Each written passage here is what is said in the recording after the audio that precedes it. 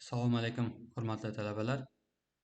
Bugungi mavzumiz grafda ko'ruv algoritmlari eniga qarab qidiruv, ya'ni Breadth First Search, BFC deb nomlanadi qisqacha, hamda tubiga qarab qidiruv, Deep First Search, DFC deb nomlanadi. Demak, rejamiz o'sha BFC va DFC algoritmlari haqida ma'lumotlarga ega bo'lish. BFC algoritmi bu Breadth First Search asosiy grafik o'tish algoritmidir. U tugun bilan boshlanadi, keyin birinchi navbatda uning barcha qo'shnilari kesib o'tiladi. Barcha qo'shnilariga tashrif buyurilgandan so'ng ularning qo'shnilari o'tadi. Bu defisidan eng yaqin nuqtaga boshqalardan oldin borishi bilan farq qiladi. Ya'ni biz asosan nuqtalarni bosqichma-bosqich kesib o'tamiz. Demak, Dijkstraning eng qisqa yo'li Kan algoritmi va Prim algoritmi kabi ko'plab mashhur grafik algoritmlar BFC'ga asoslangan hisoblanadi. Bilamizki, ko'plab o'sha Dijkstra algoritmi, Kan hamda Prim algoritmlarini ko'pchiligimiz eshitganmiz, amaliyotda balkim qo'llab ko'rgandirmiz. Bu o'sha mashhur algoritmlar ham o'sha BFC nimasiga algoritmiga asoslanadi. BFC'ning o'zi yo'naltirilgan va yo'naltirilmagan grafdagi siklni aniqlash, vaznsiz grafdagi eng qisqa yo'lni topish va boshqa ko'plab muammolarni aniqlash uchun ishlatilishi mumkin. Demak, BFC algoritmi asosan qanday mexanizmda, qanday strukturada ishlaydi? Demak, birinchi qadamimiz, demak, mana initially query and visited array are empty. Demak, navbatimizni, ya'ni query navbatimizni, bir tomonli navbatimiz va o'sha bizga nima qilingan, berilgan massivni bo'sh ko'rinishda joylashtiramiz, e'tibor beramiz. BFC on graph front, demak, eng oldi ko'rinishi. Ikkinchi qadamimiz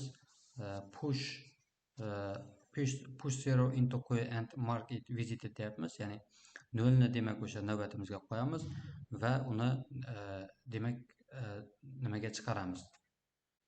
Bu yerda e'tibor beradigan bo'lsak, mana 0 ni o'sha sxemadan 0 ni olib turib boshiga qo'yapmiz, navbat boshiga.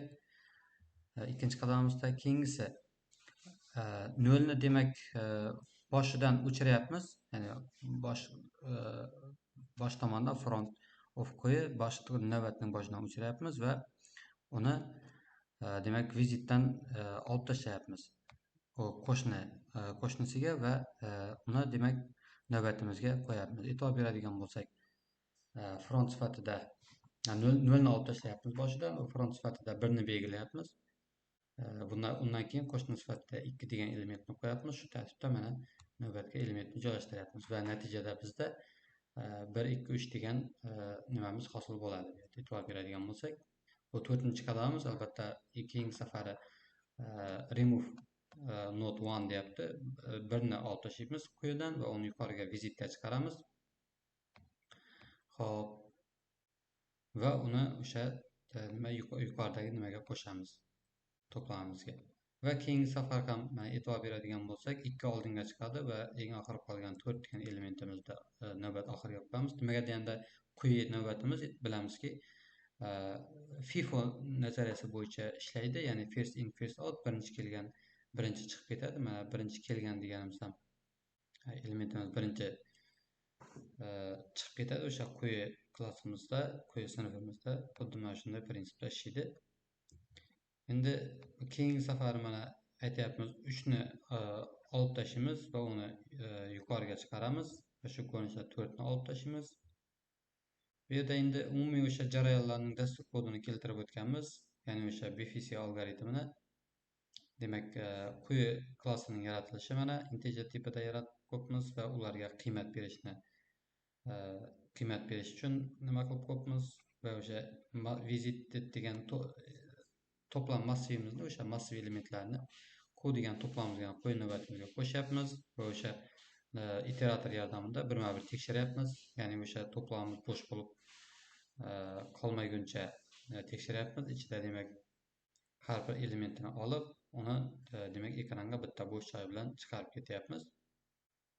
Xo'p, va bu siklning ichida yana bitta sikl, ya'ni o'sha elementlarni olib turib, yuqoridagi elementga agar teng bo'lmaydigan bo'lsa, o'sha elementni o'rnini turiga o'zgartirib ketyapmiz va o'sha q degan nimamizga, to'plamimizga haligi demak navbat to'plamimizga quyi degan o'sha mana qu deganimiz quyi to'plamimiz nimaga deganda eng yuqoriga qaraydigan bo'lsak, mana quyi degan klass yaratilgan integer turida shablonda va qu deb nomlayapmiz.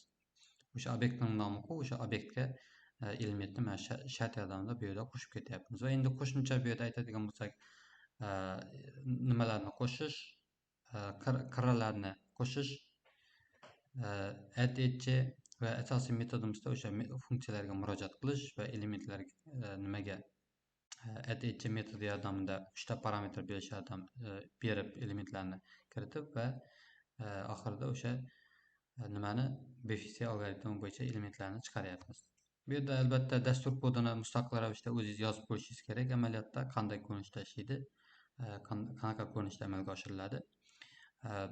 Mantiqiy ko'rinish, ya'ni hayotda o'sha ma'lumotlar tuzilmasi, grafson ma'lumotlar tuzilmasini mana sxema yordamida ifodalayapmiz, lekin raqamli ko'rinishda o'sha sxemani tasvirlash uchun mana shu dastur kodlaridan foydalanamiz. Shu maqsadda o'sha raqamli ko'rinishda tasvirlash uchun baribir mana shu qismlarni mustaqil o'zimiz o'rganishimiz zarur bo'ladi.